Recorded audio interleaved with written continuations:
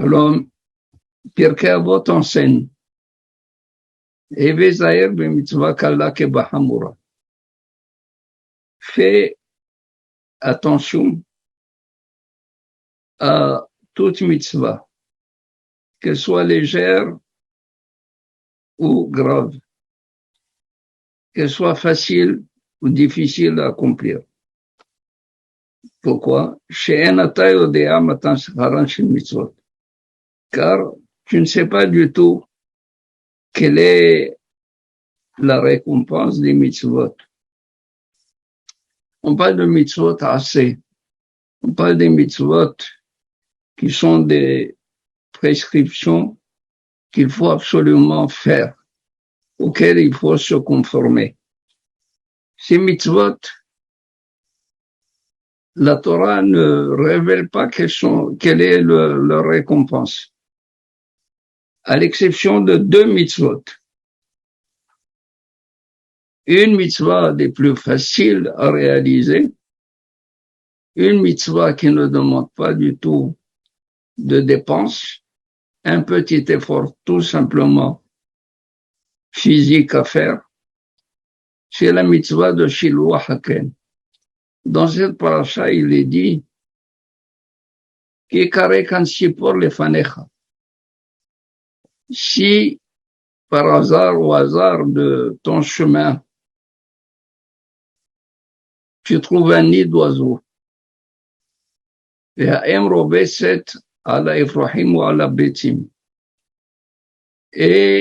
la mer couvre soit les poussins, soit les œufs. Alors fais bien attention. Shaleh Teshallah et ta M, renvoie la mer, libère-la, et ta banim tikahla. Mais les enfants ou les œufs, tu les prendras.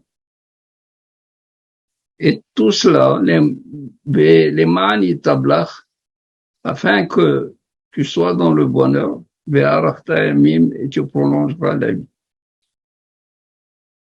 Et encore une autre mitzvah, mais c'est là la plus difficile à réaliser, c'est la mitzvah de Kibud Abayim.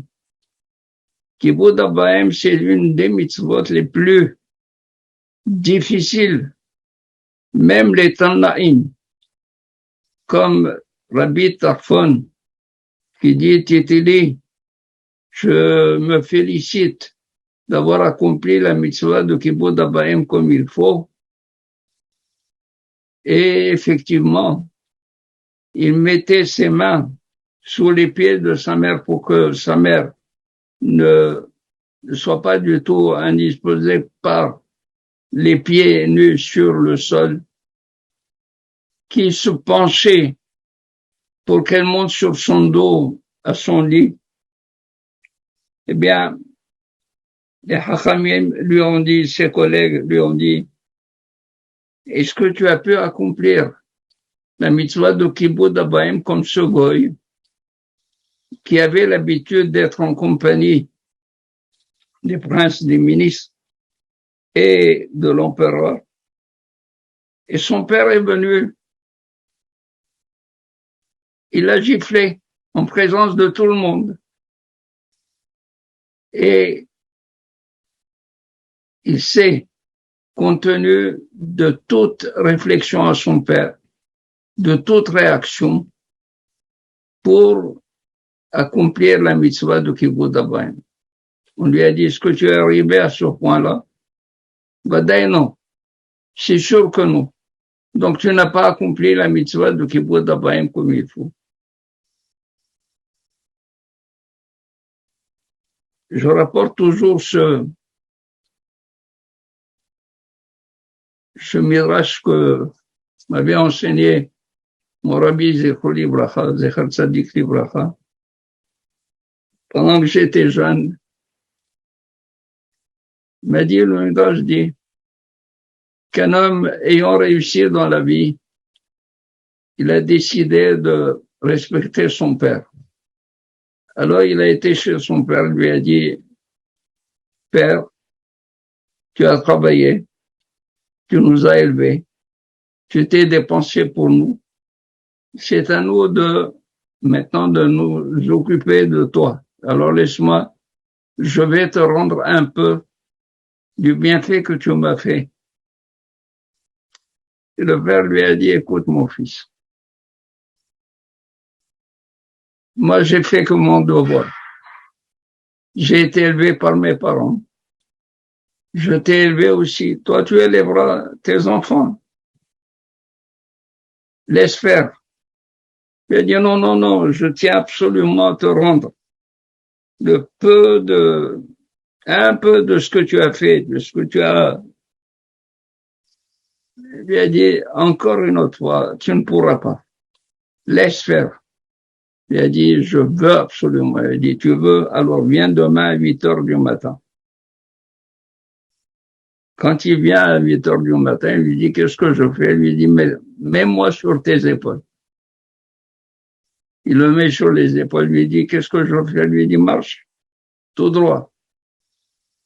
Il va à l'épicerie, il dit, je veux acheter un bonbon. Achète-moi un bonbon. Il lui dit, quel bonbon tu veux? Il lui dit, le rouge. Quand il achète le rouge, il le voit. Il lui dit, écoute, je ne veux pas le rouge, je veux le bleu. Il le change contre le bleu. Une fois qu'il a eu le bleu, il dit, non, je veux le jaune. Le jaune, je veux encore l'orange. Au bout d'un certain temps, l'enfant, le fils, s'énerve et lui dit, père, est-ce que tu ne peux pas du tout te décider quel bonbon tu veux? Il lui a dit, descends-moi, mon fils. Tu vois, il a fallu 1 minute pour que tu comprennes que c'est difficile de rendre Kibud Abahem. Combien de fois tu m'as fait ces caprices?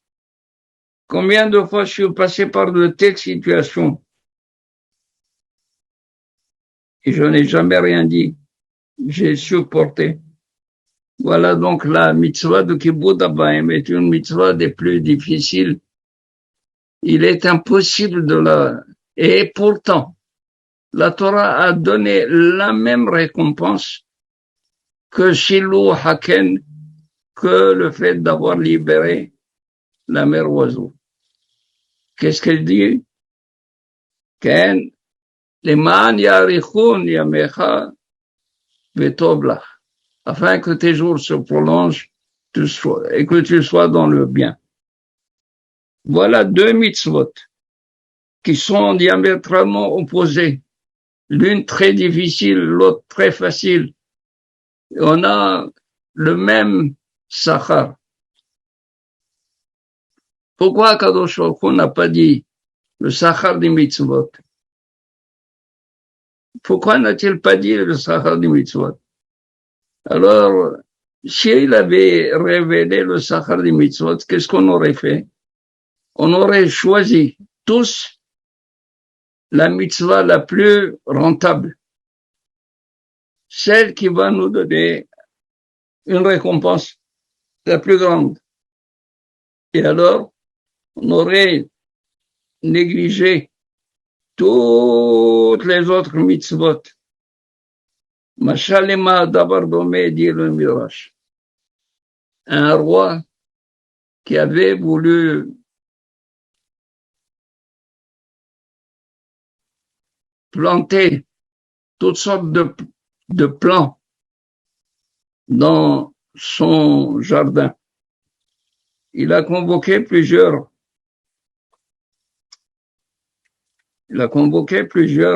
employés. Il leur a dit, écoutez, plantez ce jardin de tous les légumes, de tous les fruits, de toutes les roses, toutes les fleurs que vous connaissez, afin que le jardin soit beau. Et à la fin, je vous donnerai votre récompense. Quand il a eu le jardin fini, c'était beau à voir. C'était une harmonie extraordinaire, des couleurs extraordinaires, parce que les couleurs qu'Akadosh Baruch Hu a mis dans sa création, aucun peintre ne peut égaler les couleurs que Akadosh Baruch Hu a mis dans sa création, dans son monde. Et les nuances dans les couleurs des fleurs, des fruits, des légumes, tout cela, Akadosh Baruch Hu, comme disent les Hachamim, Ein Sur Keloenu, il n'y a pas d'autre rocher comme notre Dieu. Ils ne lisent pas, il n'y a pas d'autre rocher. Mais là, un Kent Sayar Keloenu. Il n'y a pas de peintre comme notre Dieu. Un peintre qui fait des beautés extraordinaires. Alors, il est passé à la récompense des ouvriers. Celui qui a planté des mandarines, il a eu, disons, $3,000. Celui qui a fait un pommier, 4,000. Celui qui a fait un oranger, puis après, celui qui a planté juste un petit légume, lui a donné $2. Il a dit, maître,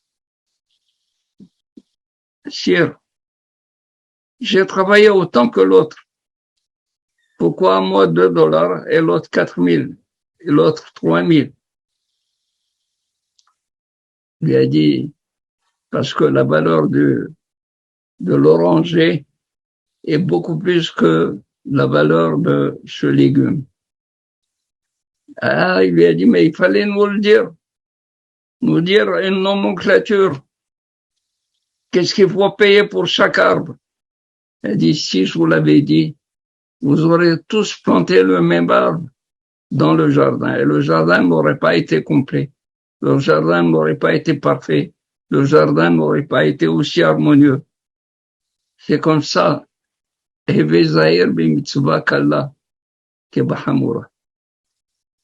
mitzvah kalla, qui est chez l'Ouahaken, le fait de laisser partir la mère oiseau, qui ne t'a rien coûté. Tu l'as vu au hasard de ton chemin. Et la mitzvah de Kibbutz Abahem, qui est très difficile à réaliser, ont toutes les deux la même valeur, la même récompense. Pour te dire, la mitzvah kalla ou la mitzvah hamura, tu ne peux pas savoir laquelle est plus importante que l'autre. Il y a raison que nous puissions accomplir les mitzvot qu'il khatan comme il faut, comme Akadosh Baruch Hu nous demande, et surtout à cette période de pré-Yamim Noraim, de prendre l'engagement d'accomplir les mitzvot qu'il khatan comme il se doit. Amen. Shabbat Shalom à tous et à toutes.